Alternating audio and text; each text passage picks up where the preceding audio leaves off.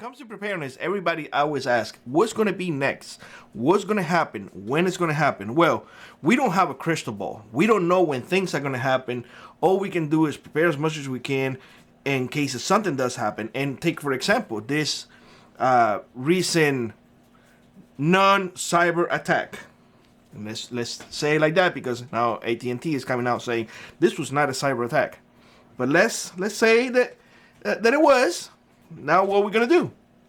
Well, in this case, they took down communication, and a lot of folks are going to say, well, we don't worry about none of that. We just get our little band radios and we'll be fine. Well, these things do have limitations too, so be mindful of that. If you're not within range, well, you're going to be talking to the air. That's it, plain and simple. And that's the thing, y'all.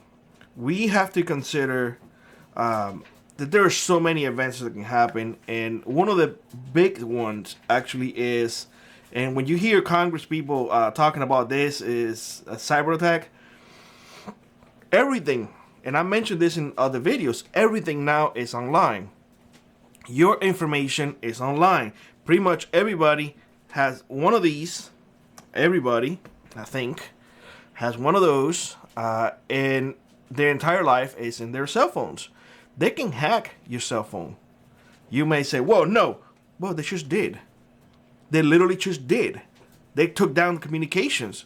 Now, again, the company is coming out and saying, and I'll leave it in the description below, saying, oh, no, it was not a cyber attack. But why, if I have the company, why would I say, yeah, it was a cyber attack, and I'm going to advertise to the world, yeah, I have vulnerable spots that hackers can get through in my system?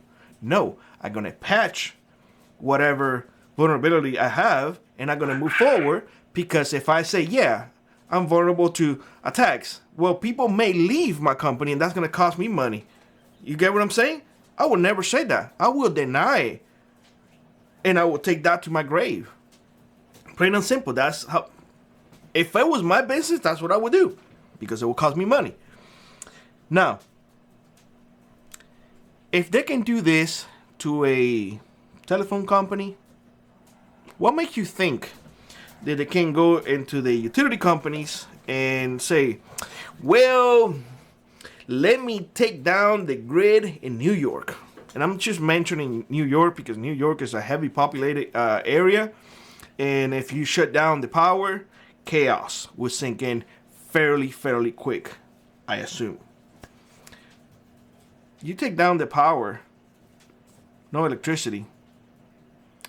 Now you have no electricity, no water, because you need the pumps to move that water, because whatever water they have in the top of the buildings, coming down by gravity, you got to pump water back up, because otherwise you're not going to have water at all. How are you going to pump those sewer waters? They need to be constantly moving, especially in wintertime. Otherwise, they will freeze. They will clog the whole entire system. The pipes will burst. Chaos. Again, chaos. What makes you think that they don't have the capabilities of doing it? Oh, they can't do it? I beg to differ. I think they can do it. I think they're testing the water right now. What makes you think that they can go into the banks and just wipe everybody's money away? How many people nowadays have their money at hand? Now, I know I'm going to get this comment because I always get it. Well, they can't take anything from me, Billy, because I got nothing. Okay. Then I don't know what to say. I don't know what's worse, not having nothing or being taking everything away. But that's not an excuse, to tell you the truth. I mean, it's heartbreaking, but not a lot of people. Again, not a lot of people have money at hand, and a lot of people are reluctant to transfer their dollars into gold and silver, because they're like, well, I can't take gold and silver to the store and buy groceries. And that is true. That is a fairly good argument to be made. And I need cash, or I need credit, or whatever you use, currency to buy stuff. But if they take everything away and they take the credit cards away, Now what? Now again, I'm going to have folks saying, well, we go back to the barter system. Yes, you can do that if you have something that interests me. If you don't have anything that interests me, but I have something that you want, now what? You get what I'm saying? So it have to be a mutual understanding that I'm going to get something that I want, and I can give you something that you need. That's how barter works. The system is not set up for that type of transactions. There really is no system for that. In fact, everything is set up for a change of money, one hand to the other. Nowadays, it's more set up to electronic transactions than anything else. I mean, how many times you see folks up there with a wallet that has nothing but credit cards? They don't have a single dollar, a single coin, but they're full of credit cards.